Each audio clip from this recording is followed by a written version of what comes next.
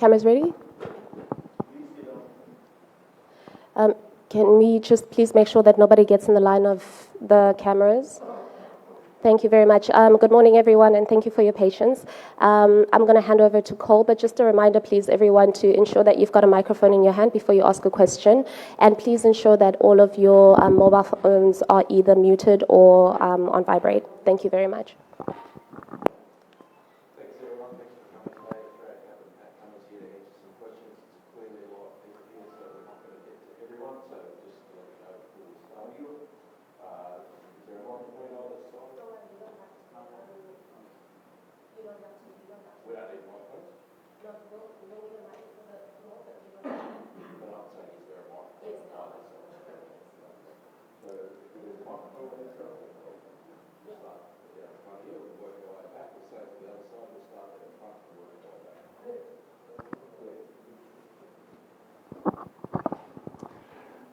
G'day, Pat.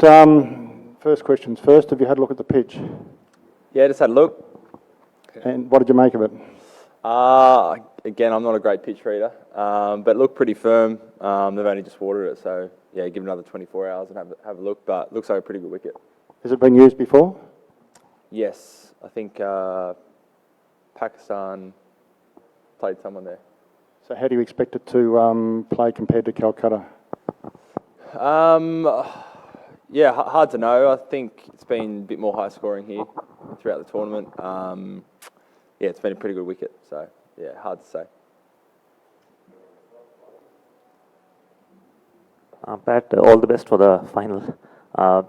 People are already building it up as India coming hard at you for the 2003 revenge as well as the WTC final, which you also played as a captain and won it. So, and Indians also have the home advantage. You expect the Indians to come really hard at you, especially when they are in a kind of form which Australians were in 2003 and 2007. Yeah, I mean, neither player from both sides were there in 2003, so it feels a long time ago. But we know it's going to be a packed house. There's going to be 130,000 fans here supporting India. So it's going to be awesome. They've been playing really well, undefeated this tournament. But we know at our best we can give them a good shake. We've played them quite a lot over the last couple of years with success. So it's all building up for a nice final.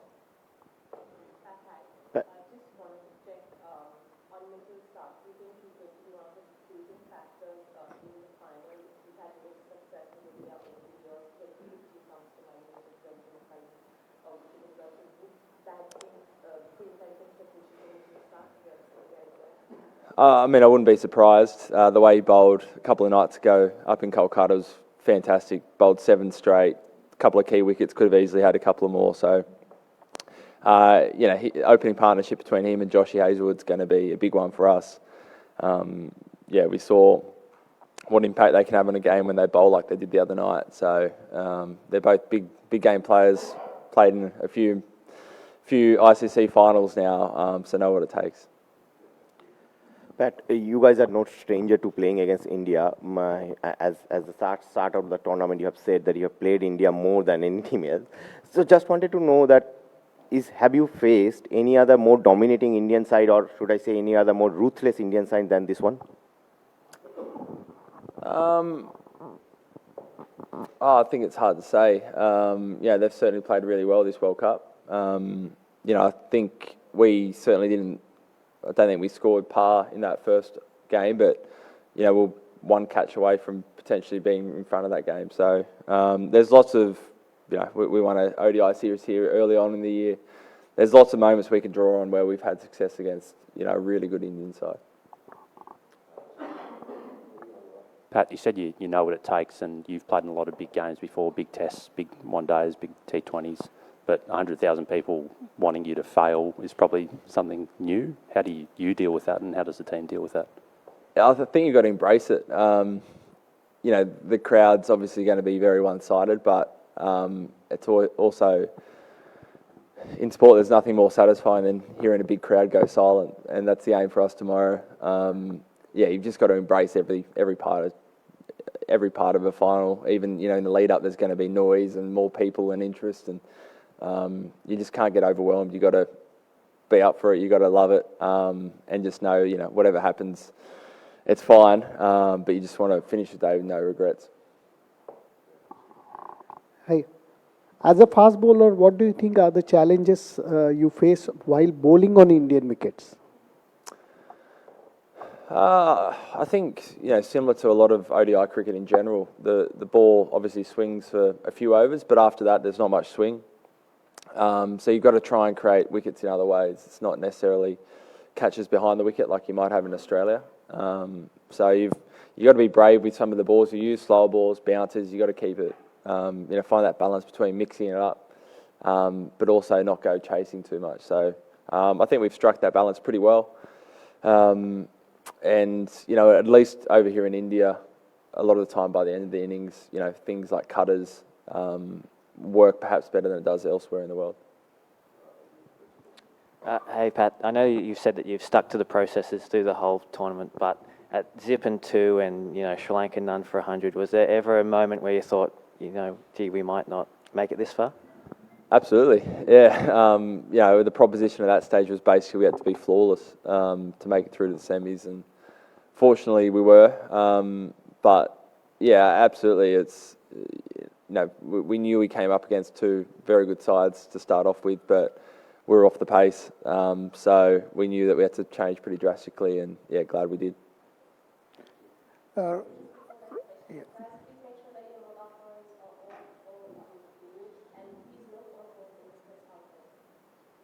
But reaching the final without a dominant show, unlike in the past, how does it feel to take on a dominant India? But does the tag of 8 finalists, 5 winners play a role? Yeah, I think with experience, and fortunately some of that experience is playing in World Cups where we've been dominant, we've won before. I think one of the pleasing things is I still don't feel like we've played the complete game. Maybe against Netherlands, but outside of that, we probably haven't. There's been no huge wins. We've had to fight for every win, but we've found a way to win. And different players have stood up at different times. So I think taking that confidence, knowing that we don't have to be at our absolute best to challenge any team, we can find a way through it. I'm sure we'll draw a lot of confidence. All the boys draw a lot of confidence from that going into tomorrow. G'day, Pat. Has everyone pulled up okay from the other night? And I suppose as an extension, do you expect to go in unchanged? Everyone's fine. So no injury issues at all. So we'll, coaches and selectors haven't assessed the wicket, so they'll come down tonight, have a look, and we'll pick a team later tonight. Given the discussion in the lead up to the last game around Marnus and Stoyne, is there any scope, and I know you decide it later, but potentially that if it is more a batting-friendly wicket, that you could be tempted into going with the extra all-rounder? Potentially, yeah. Those are things we'll weigh up before every game. We're lucky we've got a 15-man squad who we feel anyone can step in and perform. They're all ready to go. Like every other game, we go through a process where coaches get together and chat through what they think or how they think the game's going to go about, and then the selectors obviously pick the final 11.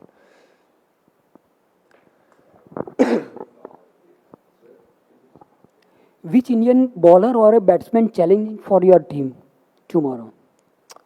They're all pretty well rounded in all departments. The one guy that didn't play at the start of the tournament who's done really well is obviously Mohammad Shemi. He's a class bowler to right and left armers, so he's going to be a big one. But again, these are guys we've played a lot, so all our batters can draw on moments where they've taken on these bowlers and done well. Pat, just the year that you guys have had, you've been on the road a lot. Came close to winning a Test series in India, sort of. The World Test Championship final, retaining the Ashes, and now from where you were against Sri Lanka to here, is this the cherry on top? And how do you just sum up the year that you have as captain and as a team? It's been a huge year. There are 4 marquee events that if you have one of those in an off-season, it's a big off-season. We've got 4 of them.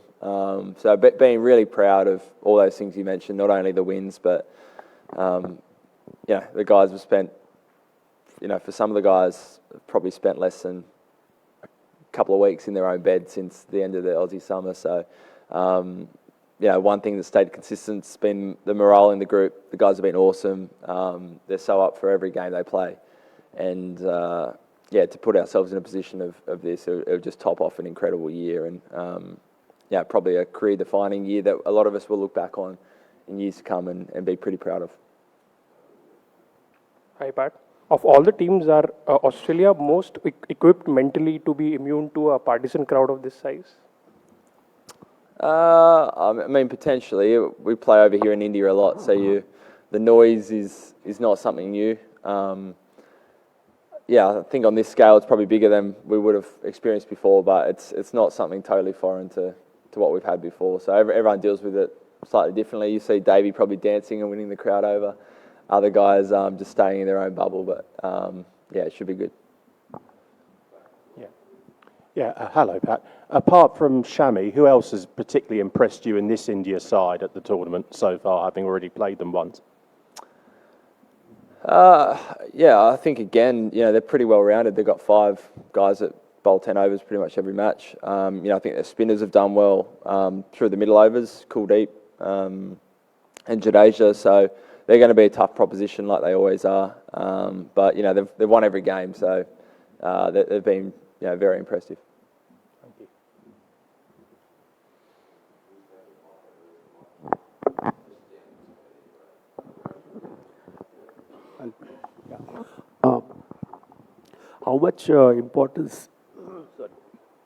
How much importance you give to pitch going into a match, and what if it suits to host side?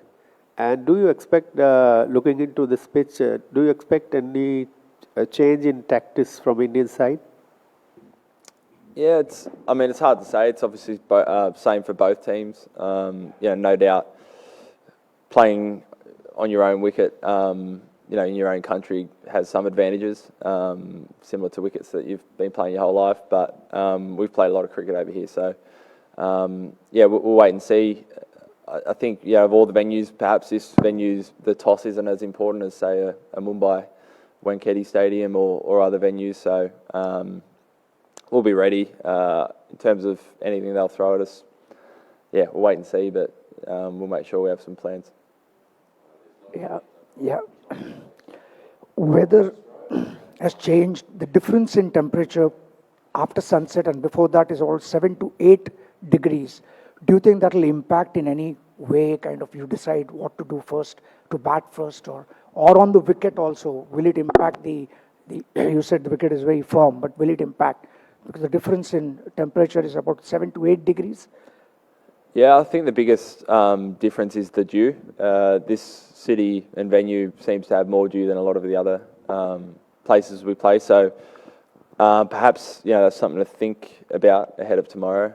Again, it might only be the last quarter of the game, but once that settles in and the ball's sliding on, it's quite different to, say, the first 20 overs where it might be swinging. So something to consider. I think you kind of got to weigh up, batting during the day when it might be a bit easier than under lights, but knowing that late in the second innings it could also slide on. Pat, if I take you back in 1999, Steve was mighty Australia, started the World Cup with 2 losses out of first 3, and then he made his famous remark, 7 to win to leave the trophy. So this time your team also started with 2 losses, and now you are in the final, 1 more to go. Do you find any similarity? I keep saying it's a long time ago, so we can't draw too many conclusions from that, but I'm happy to draw a conclusion from that one. So, I like it.